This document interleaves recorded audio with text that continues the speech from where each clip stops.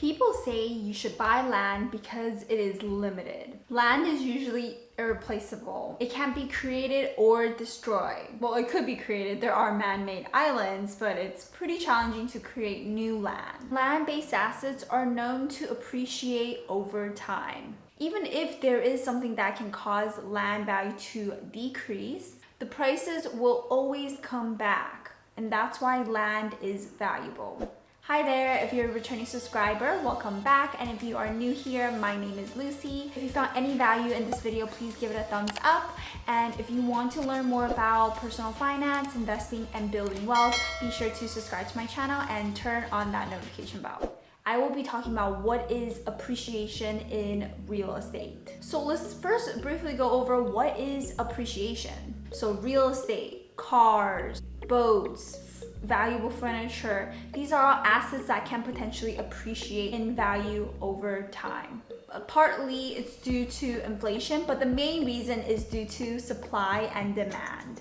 So unlike cars and boats and furniture, we can't really build any more land unless someone decides to make a man-made island, which has happened before, but for the most part, land cannot be easily created. As the demand for land increases, this also will increase the price, which is the cost of buying the land. And one of the main reasons a lot of people buy real estate besides living in the property and not renting anymore is so that they can sell it over time and make a profit when they do sell it in the future. And this concept of increasing value of land and property over time is called appreciation.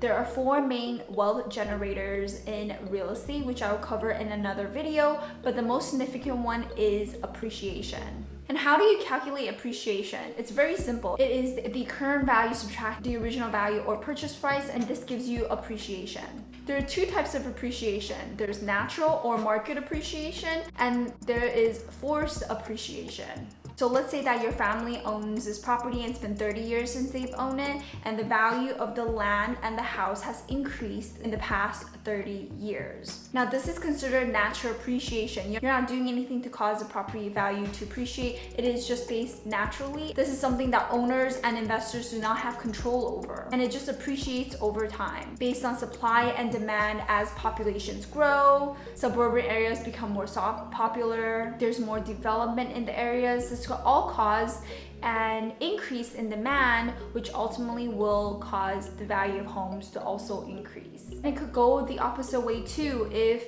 a lot of people are leaving the area where your property is located, that could also cause depreciation. This is considered natural or market appreciation.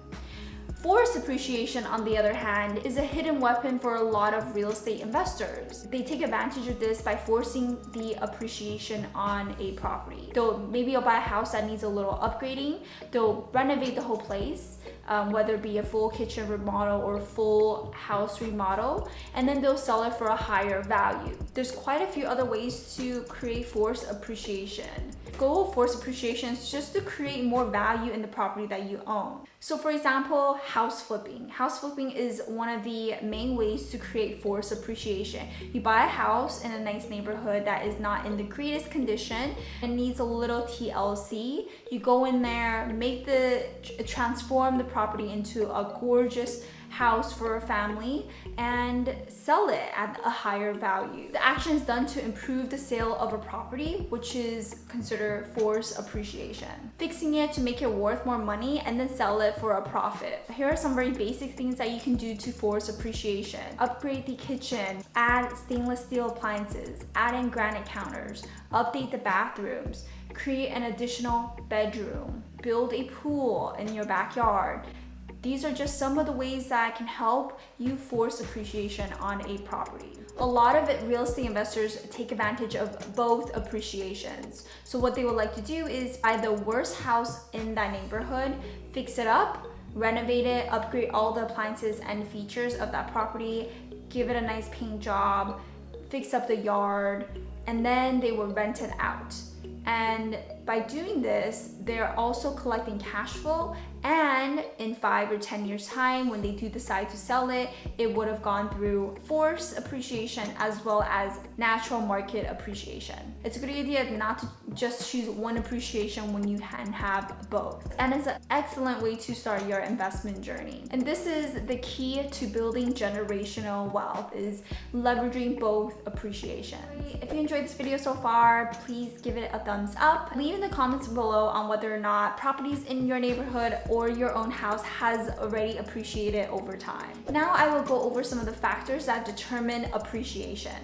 Now, like I said before, the first and foremost is supply and demand. It's a natural phenomenon found in capitalist societies. The demand for homes rises, so do the prices. So as you can see right now, the real estate market is really hot. There's a low supply of homes alongside a lower interest rate, which means more credit-worthy home buyers are eligible to purchase a home. These two together drives up the prices because there's more demand than there is supply, so there is an increase in people who want to buy a house, not enough houses in the market. This will drive up prices. So we're seeing homes being sold for way more than their listed price. And some people are coming in with full-on cash offers. And this is happening across the US. The second factor in determining appreciation is the location. This is key when it comes to price appreciation. Really nice and safe residential neighborhoods in a city are typically the ones we'll see a little bit more an increase in demand. And real estate investors are really looking for places that have higher chances of development, like very profitable markets with really nice amenities, like neighborhoods around schools, parks, and gyms. And buyers are willing to pay a little bit more in premiums to live in a nicer community that's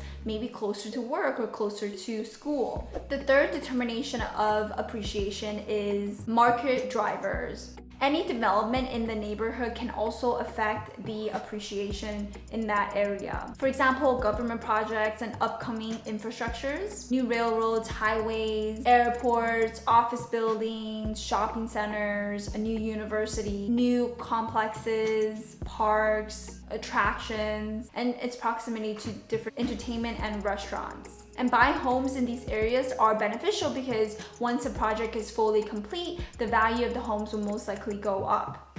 And there's a reason why a lot of these projects are being built. Maybe because there is a higher demand in the neighborhood, there's more homes going up, there's a need to build new shopping centers or a new highway or a new railroad. The last determination of appreciation is the cost of borrowing, which is the interest rates. How expensive borrowing is can really determine the property market. When it is costly to borrow money, fewer individuals are likely to borrow money to buy a house because it's expensive. But when interest rates are great, very low, a lot more people are willing to borrow money to buy a house. Just like right now, interest rates is as low as it can be, but once interest rates climb, less people are willing to buy houses. And rental prices will most likely increase too, because if people are not willing to buy houses, they're most likely going to rent. Lower interest rates equals more buying power. You also are able to afford more house with lower interest rates. So these are the four main factors that determine appreciation.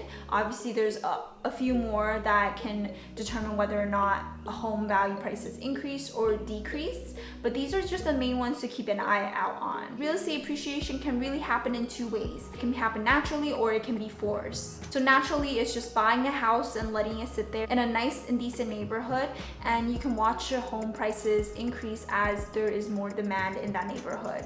On the other hand, forced appreciation is when you go in to fix a property because it's not in the best condition and you make those upgrades to increase the value.